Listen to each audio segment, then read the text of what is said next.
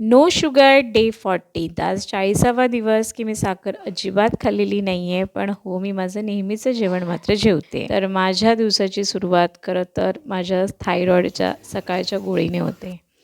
आणि मला आता जवळ-जवळ 2 वर्ष झाली की थायरॉईड आहे. वजन कंट्रोल करणं कधी-कधी मुश्किल होतं, मूड स्विंग्स होतात आणि त्यात मी आता साखर बंद केली आहे. तर खूप पॉझिटिव्ह असा मला एक फरक जाणवतो आहे.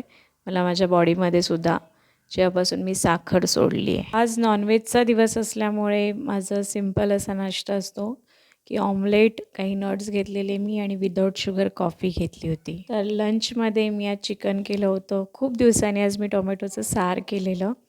चपाती, दीड चपाती खाल्ली आणि थोडासा भात असा माझा लंच होता. तर संध्याकाळी लेक्चर झाल्यानंतर एक कॉफी मला गरजेची वाटते. पण अर्थातच मी एक तर विदाऊट शुगर कॉफी घेते, कधीतरी ब्लॅक कॉफी घेते. तर आज मी दूध घालून खरं तर कॉफी घेतली होती, विदाऊट शुगर कॉफी. तर रात्रीच्या जेवणामध्ये मी भात स्किप केला आणि एक बांगडा फ्राय करून घेतलेला, बाकी सेम जेवण होतं. अर्थातच हा बांगडा मी एअर फ्रायरमध्ये फ्राय केला होता. सगळे मासे मिळून फक्त 1 चमचा तेल लागलं. भेटू उद्याच्या व्लॉगमध्ये. बाय.